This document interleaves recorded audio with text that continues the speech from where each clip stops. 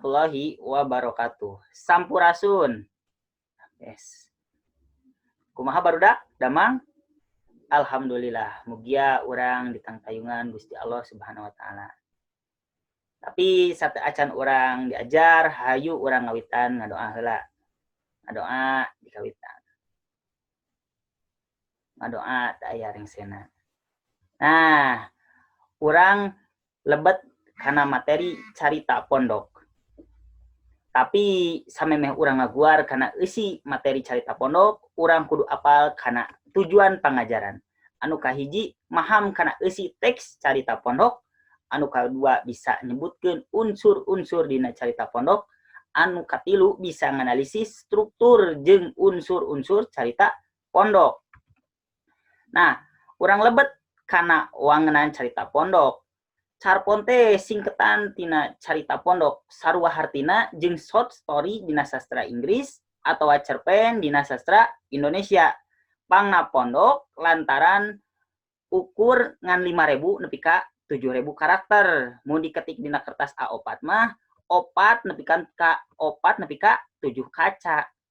Kulantaran pondok, jalan carita atawa galurna oge ilaharna mung sajalur.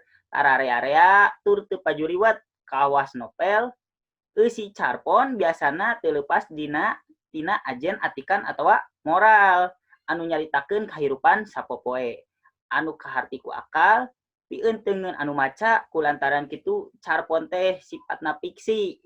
Ngan ciri-ciri carita pondok aya genep.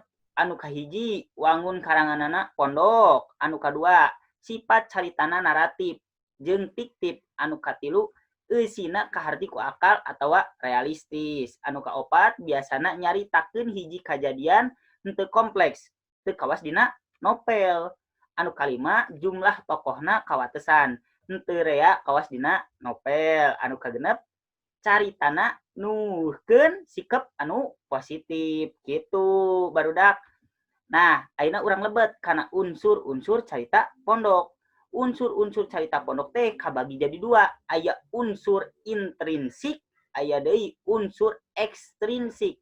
Lamun unsur intrinsikna nyaeta unsur anu ngabahas kana struktur jeung jeglengan dina eusi carita pondok.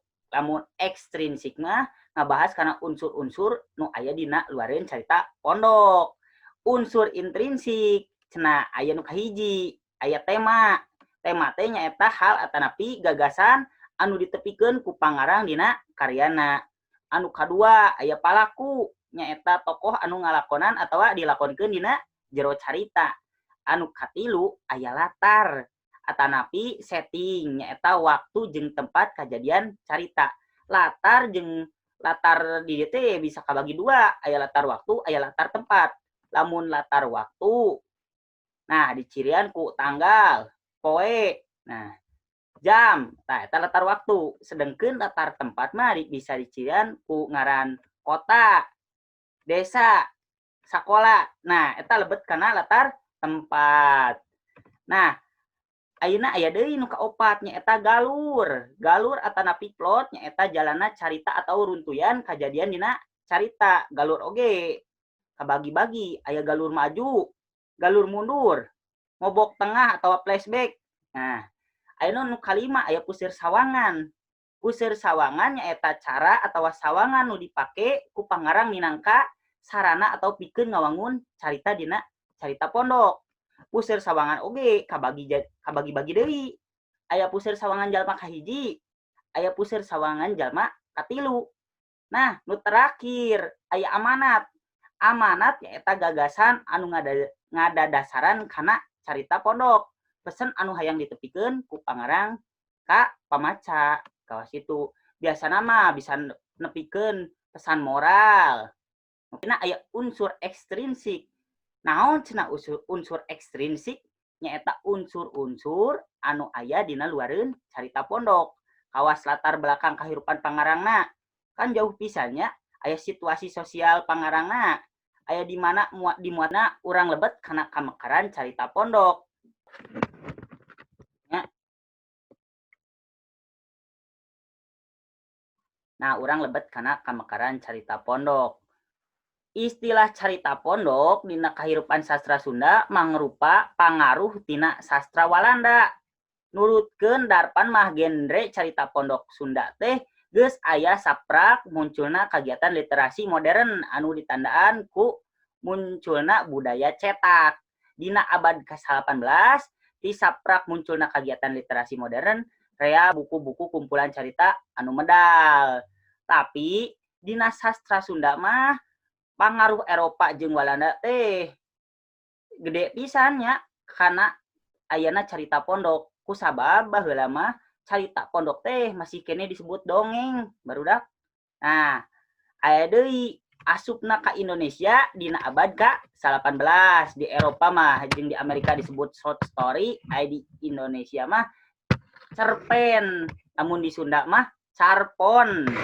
Nah, dina buku Sundanis Blooming susunan Geji Graswis nu terbit tahun 1880 hiji ngamuat dua carita karangan Raden Haji Muhammad Musa anu judulna Hibat jeung Santri Gagal. Lamun Hibat mah nyaritakeun kumaha nu budak parbut warisan kolotna, lamun Santri Gagal mah nyaritakeun dua sadulur anu beda nasib gitu.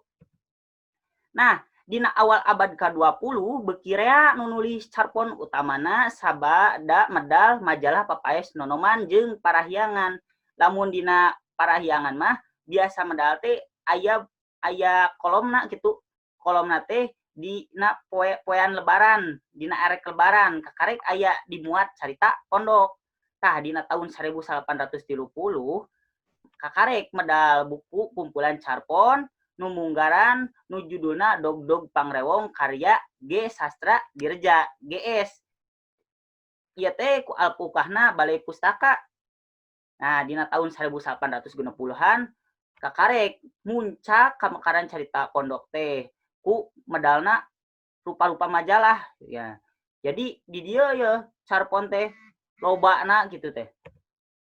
Nah, di dia aya sababaraha contoh kumpulan carpon. Anu kahiji judulna Carita Biasa karya Rap. Anu kadua aya neangan Caraka. Caraka teh sandi asmana mah Winata. Aya Hujan Munggaran karya Ayat Rohedi. Jajaten Ninggang Papasten karya Yus Rusyana. Diwadalkeun Siluman karya Ki Umbara. Halimun Peuting karya Iskandar Wasid. Hanya Kolot karena Yudi Berata. Jiad Ajengan karya Usep Romli. Nah, carpon oge geus meunang hadiahna nya, aya hadiahna ka para pangarang Sunda nu disebutna hadiah sastra rancage. Di dieu teh geus aya sababaraha kumpulan carpon anu meunang hadiah sastra rancage. Anu munggaran teh Yusrusyana nyaeta bukuna Jajaten Ninggang Papasten. Eta paling munggaran kenging hadiah sastra rancage.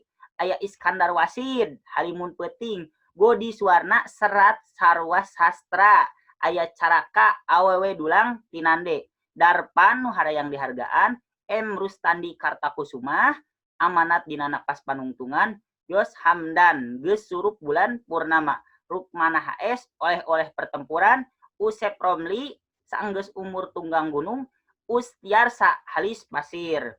Nah, di dia aya contoh carita pondok apes karya Atres. Mangga bilih bade dibaca.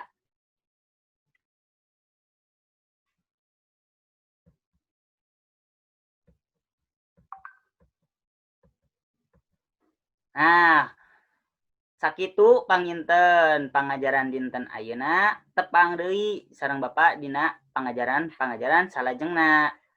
Mangga bilih aya patalekan biasa kana email ka muhammadmunib@up.edu sareng nomerna 08 hiji 949 400 740.